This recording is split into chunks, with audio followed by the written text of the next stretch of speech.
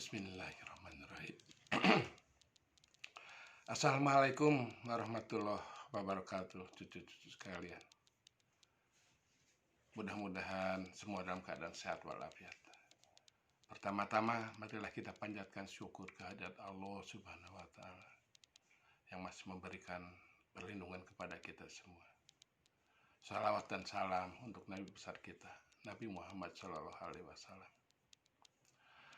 Cucu sekalian, hari ini dalam kesempatan ini kakek akan bicara tentang masalah yang iman yang kedua. Kemarin kita bicara masalah iman kepada Allah, dan sekarang kita iman kepada malaikat-malaikatnya. Namun sebelumnya barangkali kakek harus mohon maaf lagi. Ada beberapa kesalahan dalam yang kemarin. Itu terutama tentang pada saat ruh-ruh dipanggil oleh Allah. Itu kata Uti kurang betul ayatnya. Yang betul adalah pada saat itu Allah berfirman, Alastu birobi, qalu bala syahidna. Allah berfirman, bukankah aku Tuhanmu? Ruh-ruh menjawab, betul, kami menyaksikan. Nah, itu yang kesalahannya kemarin itu alastu robi. Yang selanjutnya adalah kekurangannya adalah hal-hal yang berkaitan dengan syirik, yaitu masih berkaitan dengan iman kepada Allah. Syirik ini merupakan dosa besar, yaitu bagi mereka yang menduakan Allah, menganggap ada Allah lain selain Allah yang Maha Kuasa, yang wajib disembah. Dan yang keduanya adalah menyamakan sesuatu dengan Allah. Itu ada beberapa jenis syirik. Nabi sendiri merasa was-was gitu. Apakah nanti umat-umatku tidak melakukan syirik?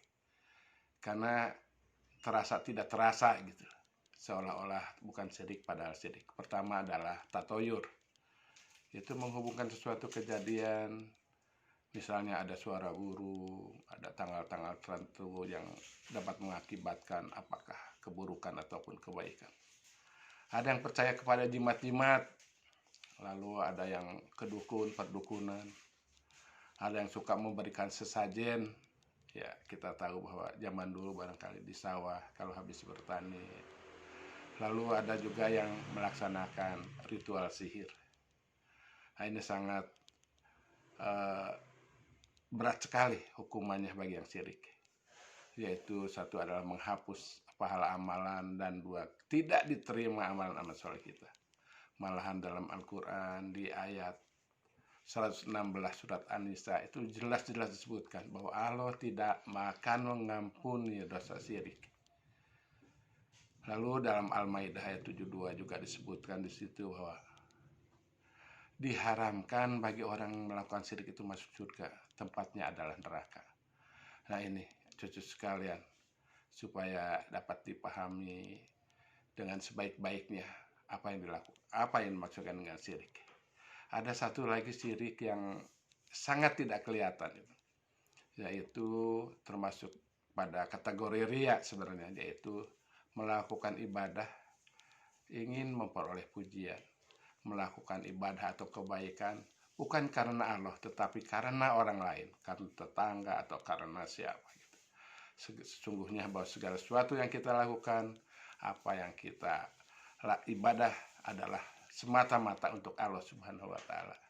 Semoga kita semua dilindungi dan tidak melakukan dosa syirik itu. Lalu setelah itu ya, mari kita mengingat kepada masalah iman kepada malaikat-malaikat. Iman kepada malaikatnya berarti kita percaya dan yakin bahwa malaikat itu ada dan merupakan dalam tanda kutip pembantu-pembantu Allah untuk melakukan tugas-tugas tertentu. malaikat ini ada sifat-sifat dan amalan-amalan yang sangat baik sekali, karena dia tidak ada punya nafsu, tapi mereka itu dikasih titah untuk selalu melakukan ibadah kepada Allah, selalu bersujud kepada Allah, selalu takut dan patuh kepada Allah, dan dia tidak pernah menyombongkan diri. Juga selalu bertasbih dan juga bersolawat kepada Nabi Muhammad SAW. Itu barangkali yang harus kita contoh, kita teladani apa yang telah dilakukan malaikat. Biarpun kita sebagai manusia terbatas, karena masih kita punya nafsu dan lain-lain. Tapi seyoga kita berusaha untuk selalu patuh dan taat kepada Allah, tidak melakukan kemaksiatan. Jadi pengamalan daripada iman kepada malaikat adalah satu, mencontoh sifat-sifatnya tadi. Yang kedua ini adalah kita akan lebih mempersiapkan diri menghadapi masa yang akan datang di akhirat. Karena kalau kita lihat tugas-tugasnya malaikat, itu ada beberapa yang dicantumkan di dalam Al-Quran. Itu ada 10 malaikat barangkali yang wajib kita ketahui tugas-tugas. Pertama adalah Jibril. Jibril bertugas menyampaikan wahyu. Kita tahu di cerita pada saat pertama kali di Gua Hiro, Nabi Muhammad memperoleh wahyu pertama. Itu adalah oleh malaikat Jibril, dan seterusnya juga. Kadang-kadang Jibril ini menjadi seorang laki-laki yang tampan, kadang-kadang jadi seorang kakek-kakek. Dan ada cerita juga hadis bahwa Nabi Jibril pernah mendatangi Rasulullah pada suatu ketika di mana beliau bertanya tentang iman, Islam, dan insan. Lalu ada malaikat Malik yang mengurus masalah rezeki dan hujan. Lalu ada malaikat Israel yang mencabut nyawa, ada Atib, Rakib yang mencatat kehidupan kita, apa yang baik, ada yang tidak baik. Ada yang Munkar Nakir yang akan menanyakan kita di dalam kubur. Ada yang menjaga neraka, itu malaikat Malik. Dan ada yang menjaga surga, yaitu Ridwan. Nah, dengan diketahui tugas-tugasnya itu, maka kita insya Allah akan lebih bergiat lagi dalam mempersiapkan diri. Karena yakin kita akan mati, karena diambil oleh Israel tadi. Kita akan masuk kubur dan ditanya di dalam kubur oleh Munkar Nakir. Juga dalam kehidupan kita selalu diawasi oleh malaikat Rakib yang mencatat kebaikan-kebaikan ke sebelah kanan, dan malaikat Atib yang mencatat kejelekan-kejelekan kita, keburukan-keburukan kita. Lalu ada tadi dibangunkan, ada dikubur, dibangun oleh Munkar Nasir yang menanyakan di alam kubur, yang bisa berjawab, memperoleh kenikmatan, yang tidak bisa memperoleh siksaan. Dan juga yang paling penting adalah nanti ada surga dan neraka, di mana itu adalah tempat kita terakhir nanti, yang akan kita tempati di akhirat nanti, salah satunya. Mudah-mudahan kita akan bersemu dengan malaikat Ridwan yang menjaga surga. Demikian cucu-cucu yang dapat saya sampaikan mengenai keimanan kepada malaikat tadi, ditambah dengan sebagian tentang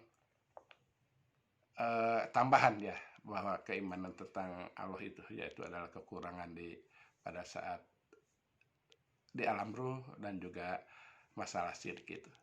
Semoga sekali lagi kita dapat mencontoh apa-apa yang telah dilakukan, apa yang perbuatan dari malaikat, sifat-sifatnya dan lain, sehingga insya Allah kita dapat menjadi orang yang baik, taat kepada Allah Subhanahu wa Ta'ala. Demikian cucu sekalian, sebelumnya barangkali kakek akan berdoa dulu kalau ada kesalahan, mohon Allah supaya memaafkannya. Subhanallahumma wa bihamdika, asyhadu an la ilaha illa anta, astaghfiruka wa atubu ilaik. Wassalamualaikum warahmatullahi wabarakatuh.